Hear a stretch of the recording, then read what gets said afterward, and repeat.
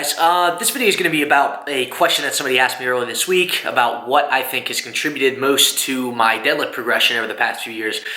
And I kind of thought this was kind of difficult to answer because I would normally either focus on the deadlift as a whole or either one segment or another, either speed off the floor or lockout. If any of you guys watch any of my videos where I am deadlifting, you know speed's a big part of my game. So this video in particular is going to be about how I've developed a strong pull off the floor, or a fast pull off the floor.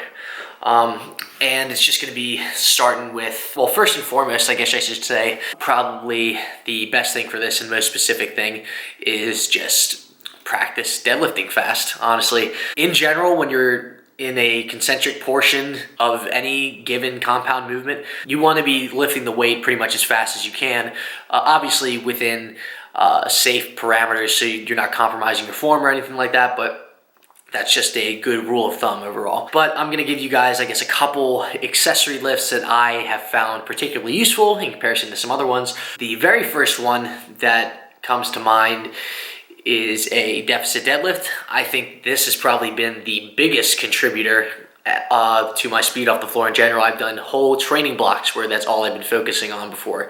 In fact, a couple months ago, I had done an entire training block where I focused purely on this. The reason why I think this is really useful is because if you're training from a deficit, you are essentially changing your range of motion, making the range of motion of the deadlift a little bit longer. So you are having almost a compensatory imbalance to, let's say you misgroove your deadlift and your bar path isn't perfectly straight because it's so much further lower than normal. It might be able to help you develop a little bit more back strength to be able to correct that during the movement rather than just failing. Also, it helps you become a little bit tighter in the actual starting position just from being able to get used to deadlifting from a deficit.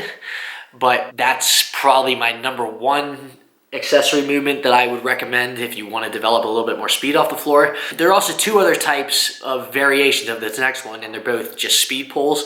I do speed pulls typically once a week, just as a lighter version, just to get a little bit more extra work in than my regular deadlift. But I do them in two variations, one with probably around 50 to 60% of my deadlift max in general.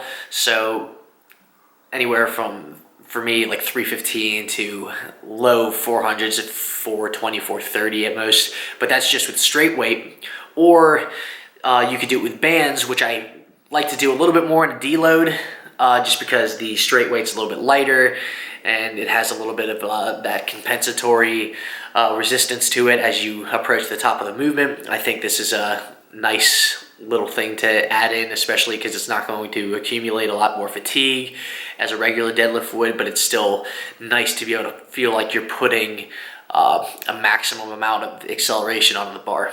I guess the fourth and final thing for speed off the floor really is, I would say, pause deadlifts. And this is something that I've done on and off for like the past few years or so, but had never really enjoyed until recently.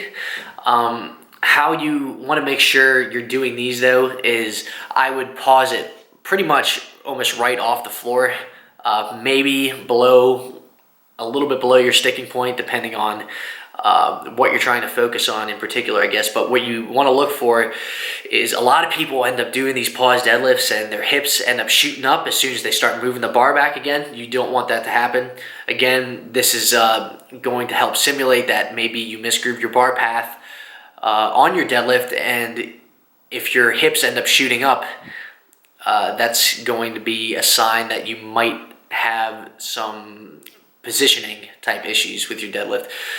So you want to make sure that your hips don't raise as you start to move that weight again, and they pretty much stay at the exact same spot as they would be as if you were just doing a regular deadlift, and really just drive those hips forward.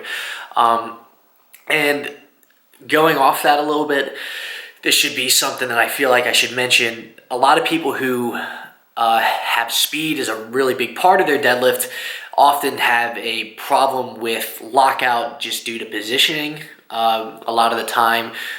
Because they're coming off the floor so quickly, they kind of pull themselves out of positioning. So you see a little bit more possibly thoracic rounding depending on the person, or the hips end up starting off a little bit higher, so you have a much slower, harder time locking that weight out. So it's definitely something that you need to pay attention to. But other than that, I think those exercises, if you're looking to develop a little bit more explosive strength off the floor, those are some good things to incorporate into your program. But that's all I got for you guys this week. I'll talk to you guys on Monday. In the meantime, like, share, and subscribe, and I'll see you guys later.